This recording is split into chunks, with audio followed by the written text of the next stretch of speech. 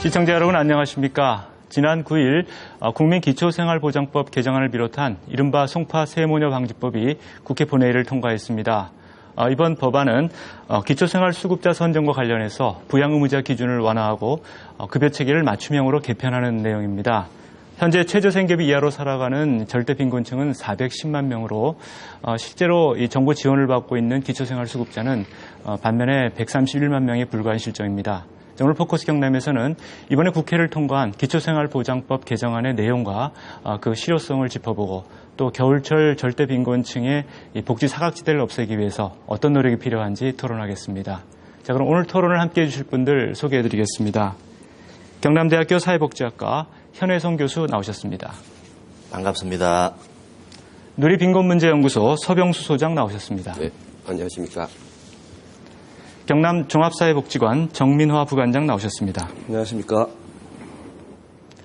이른바 이 송파 세모녀 방지법으로 불리우는 국민기초생활보장법 개정안 등 3개 법안이 통과가 됐습니다. 자, 이번에 통과된 법안의 의미와 또 그 문제점은 뭔지 이 평가부터 들어보겠습니다. 먼저 현 교수님부터 말씀해 주시죠. 예. 이번에 새 법이 통과되었습니다만은 먼저 기초법에 대한 의미를 우리가 짚어보자면 기초법에는 기존에 다양한 급여가 있었습니다만은 기초수급자로 선정되면 그 모든 급여를 동시에 받거나 또 탈락되면 받지 못하게 되는 all or nothing이라는 그런 말을 하고 있었는데 이제 이런 부분이 가지고 있는 여러 가지 불합리한 부분이 있었습니다. 그래서 이런 부분을 해소하기 위해서 급여별 혹은 특성별 수급자를 선정하는 기준을 따로 이렇게 만들어서 탄력적으로 운영하게 되었다는 것이고요. 두 번째는 부양 의무자 기준을 좀 더 완화해서 기존의 최저 생계비 185%에 해당되는 것을 중위소득이라는 그 상대적 빈곤 개념을 도입해서 약 최저 생계비의 약 250% 정도의 소득을 갖고 있는 정도까지의 부양 의무자 기준을 완화함으로써 가족의 부담을 좀 완화하고 정부의 부담을 좀 더 하게 하는 그런 쪽으로 이제 기초법이 변화됐다면요. 그다음에 긴급복지지원법은 급변하는 사회 변동과 가족 해체 문제를 좀 더 주도적이고 적극적으로 지방자치단체가 개입해서 그 문제를 해결할 수 있도록 하는 그런 재량권을 좀 더 주는 그런 법의 개정이라고 볼 수가 있습니다. 예. 자, 우리 서병수 소장님 어떻게 평가를 하십니까? 네, 금방 말씀드린 바와 같이 좋은 장점도 있습니다. 좀 개선된 부분도 있죠. 그러나 근본적으로 이번 기초생활보장법이 송파 3모년을 구제하지 못한다는 겁니다. 그 이유는 그 기존의 그 악법적인 굉장히 방어적인 선정 자격 기준이 여전히 계속되고 있기 때문입니다. 그래서 방대한 복지 사각지대는 지금 계속되고 있습니다. 예. 자, 우리 정민화 부관장님 어떻게 평가하세요? 예. 말씀하셨던 것처럼 3가지 법안이 이제 맞춤형 복지 서비스를 제공하기 위해서 이번에 개정되어지거나 또 제정이 되어졌습니다. 먼저 국민기초생활보장법 같은 경우에는 작년 5월에 국회에 제출되어졌었죠. 거의 1년 7개월 만에 국회를 통과하게 되어지는데 이번 그 법 개정으로 인해서 약 76만 명 정도의 추가적인 어떤 그 보장 대상자가 나타날 것으로 그렇게 예상이 되어집니다. 긴급복지지원제도 역시도 그동안 그 법 취지에 맞지 않게 엄격하게 제정되어져 있던 그런 적용 기준들이 완화되어짐으로써 특히 이제 지방자치단체의 어떤 그런 특성 이런 부분들이 반영되어지는 그런 부분에 있어서 상당히 진일보하는 어떤 그런 개정안이라고 말씀을 드릴 수 있겠고요. 그다음에 사회보장급여의 이용 제공 수급권자에 대한 어떤 그 조사, 발굴에 관한 어떤 그런 법률 같은 경우에는 그전에 그 복지 사각지대에 대한 어떤 조사에 대한 법적 근거가 없었습니다. 그래서 이런 것들이 마련됨으로써 사각지대를 해소하는데 상당한 기여를 할 것으로 이렇게 예상되어지고 있습니다. 예. 자, 이 새로 개정된 3개 법이 복지 사각지대를 얼마나 개선할 수 있을지 자, 지금부터 하나씩 꼼꼼히 좀 따져보도록 하겠습니다. 자, 실제로 이제 얼마 전에 울산에서 이 생활고를 비관해서 이 자살한 부부가 이 숨진 지 한 달 만에 발견되기도 했는데요. 실제 이 빈곤층이 늘어나고 있고 또 빈곤층이 대단히 어렵게 생활하고 있는데 이 빈곤층의 어려운 생활 여건 어떤지 먼저 그 부분 얘기를 좀 듣고 얘기를 하겠습니다. 정민아 부관장님부터 말씀해 주시죠. 지난 동남지방 통계청에서 조사한 2014년도 고령자에 대한 어떤 통계조사에 의하면은요, 우리 경남의 경우에는 지금 65세 이상의 인구가 44만 한 9천 명 정도로 이렇게 보고 있습니다. 전체 인구의 한 13.9% 정도가 된다고 이렇게 볼 수가 있겠지요. 근데 이제 좀 심각한 부분은 내년부터 시작되어질 것이라고 예상될 수가 있는데요. 2024년쯤 되어지면은 전체 인구에 차지하는 노인 인구 비중이 20.3% 정도로 이렇게 폭발적으로 늘어나게 되어진다는 겁니다. OECD에서 조사한 어떤 그런 자료에 의하면은 OECD 회원국의 평균 노인분들의 빈곤율은 약 한 13.9% 정도 되어지고요. 우리나라의 현재 노인 인구 중에서 빈곤율은 약 49% 정도 이렇게 4배 이상 높은 것으로 이렇게 조사되어지고 있습니다. 다시 또 우리 경남 지역의 현황을 한번 말씀을 드려보면은 지금 현재 조사되어진 통계 자료에 의하면은 빈곤을 호소하는 노인분들이 한 56% 정도 이렇게 지금 된다고 추정이 되어지고 있고요. 뭐 이런 통계치를 봐가지고 현재 우리 지역에 있는 노인분들이 노후에 대한 어떤 그런 대비 이런 부분들이 굉장히 전혀 전무한 상태이고 갈수록 이런 빈곤율은 증가하게 되어질 어떤 그런 전망에 있다라고 이렇게 예상을 해볼 수가 있겠습니다. 예. 자, 우리 지역의 빈곤층의 생활 여건, 특히 이제 노인 가구의 증가 문제와 연관해서 지금 주로 말씀을 해주셨는데 전체적으로 보면 우리나라 전체로 보면 최저 생계비 이하로 살아가는 이 절대 빈곤층이 약 410만 명입니다. 그러니까 우리나라 인구 10명 중에 1명인 꼴인데. 자, 실제로 우리나라 빈곤층 규모라 그럴까? 이런 실태 좀 전반적으로 좀 정리를 좀 해주시죠, 서 소장님께서. 네. 우리가 고도 성장기를 겪으면서 절대 빈곤을 대폭 감축해 왔더랬습니다. 그런데 대략 1990년 초부터 저희 산업 구조가 조금 효율성이 낮아지면서 빈곤이 늘어나기 시작했습니다. 동시에 불평등한 상황도 계속 늘어났는데 이것이 1990년 초부터 지금까지 근 약 20년 이상을 계속 빈곤이 증가해 왔습니다. 이러한 현상은 굉장히 특이한데요. 그런 원인이 여러 가지 인구적인 요소도 있고요. 그 다음에 취약계층이 소득이라든지 삶의 질이 좋아지지 않는 것들이 이제 가중되는 점이 많이 생겼습니다. 특히 근로계층도 빈곤에 빠지는 그런 사태가 벌어졌죠.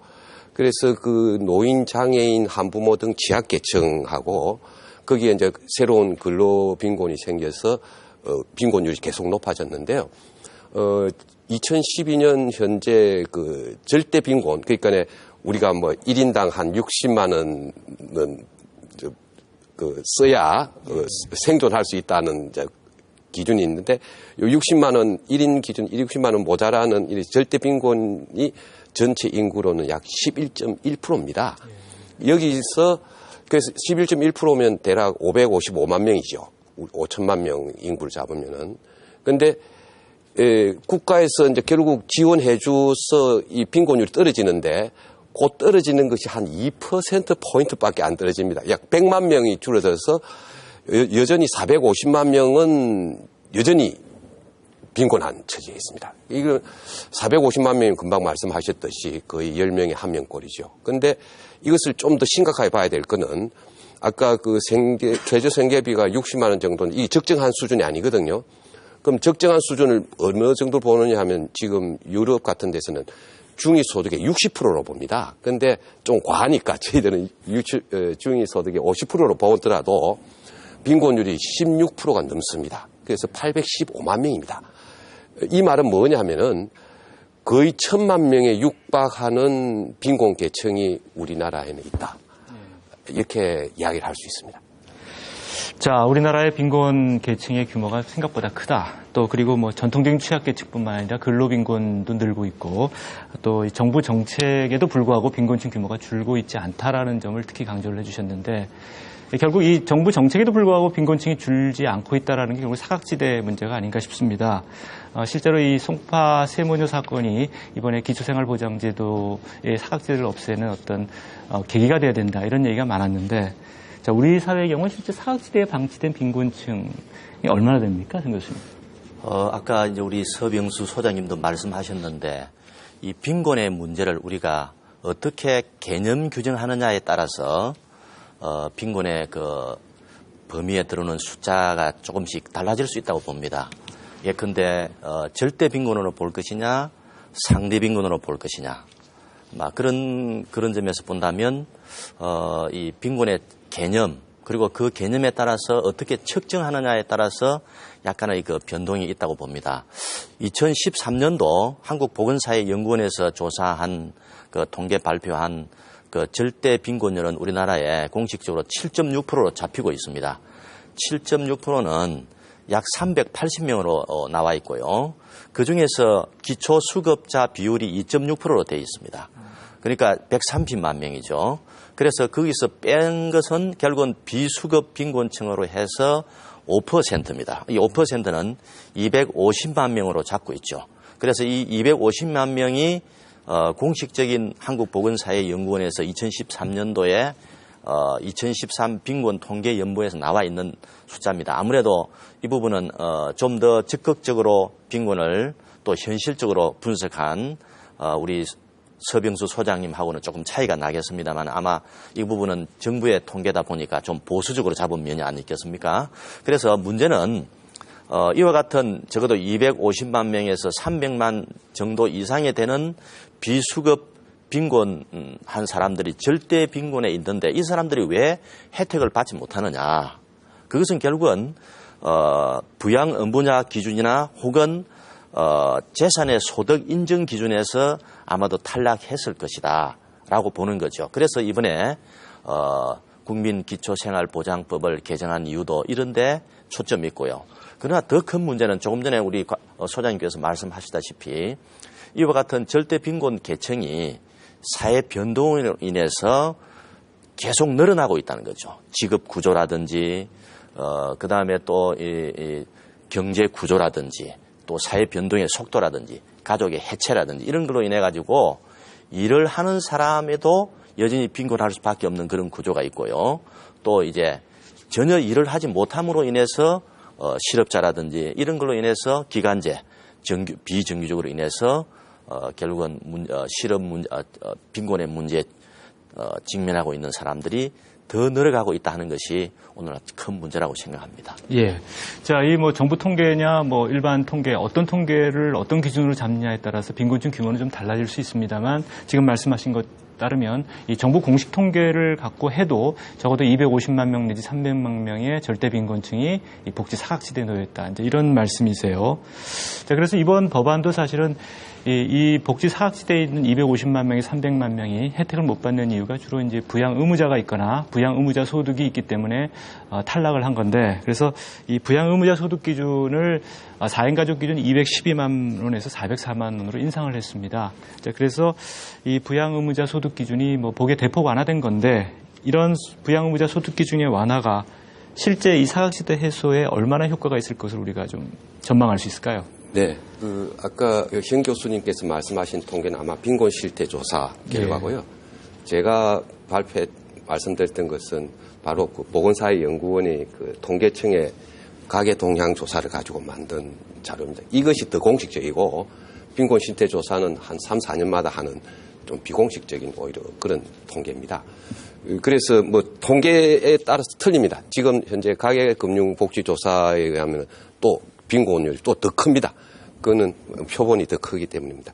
자, 이번에 부양 의무자 기준을 좀 완화시켰기 때문에 얼마가 줄어드냐. 약 한 17만 명이 구제를 받는 걸로 정부에서는 발표하고 있습니다. 아까 그 정 부관장께서 모두 이번 그 기초생활보장법 개선으로 약 76만 명이 구제받는다고 했는데 이건 좀 따져봐야 됩니다. 첫째, 부양 의무자 기준 완화에 의해서 한 17만 명 정도 줄어드는데 이거는 지금 현재 부양 의무자 기준 때문에 탈락됐다고 하는 117만 명이 있습니다. 그 117만 명에 17만 명이라는 거는 이건 뭐 10%밖에 안 됩니다. 10% 구제한 것이 과연 구제한 것이냐는 걸 일단 말씀드리고 싶고요. 현재 76만 명 중에 약 40만 명 늘어나는 거는 이미 현재 교육부가 교육비 지원이라 해서 이미 실시하고 있는 것을 이 기초생활보장제도에 도입한 겁니다. 그러니까 실제로 뭐 늘어난 게 아니죠. 이미 실시하고 있는 걸 갖다가 명칭만 바꾼 겁니다. 그래서 40만 명이 늘었다 하는 것은 사실상 허수다. 그 다음에 이제 결국 남은 거는 한 20만 명인데 생계급여가 약 10만 명 늡니다. 그 생계급여를 이번에 중위소득 30%로 하면서 대략 한 뭐 선정 기준이 한 2, 3만 원 올라갑니다. 그 2, 3만 원 올라가기 때문에 불과 10만 명밖에 구제가 안 됩니다. 그 예산에 아예 그래 책정해놨어요. 10만 명밖에 안 넣는다고. 그래서 하면 나머지 이제 10만 명은 어디서 넣느냐? 이제 주택급여에서 주거급여에서 늘게 돼 있습니다. 의료급여에서는 거의 늘지 않는 걸로 아예 보수적으로 처음부터 기획 디자인을 했습니다. 따라서 우리가 76만 명 넣는다 하지만은 실제로 생계급여가 넣는 것이 진짜로 넣는 것이거든요. 그걸 넣는 거 보면 10만 명 정도밖에 효과 없다. 그래서 부양 의무자 기준도 더 완화했어야 된다는 그런 말씀을 드리고 싶습니다. 자, 이 지금 말씀하신 부양 의무자 기준 때문에 탈락한 사람이 117만 명인데 이번 개정안으로 17만 명밖에 사실은 구제가 안 된다. 이제 이런 말씀이니까 부양 의무자 기준이 완화가 대단히 부족하다라는 지금 평가세요. 네. 자, 이 부양 의무자 기준이 도대체 뭡니까? 뭐가 문제가 되는 겁니까, 현 교수님? 예, 기존의 법에서는요, 수급자가 되기 위한 조건은 두 가지입니다.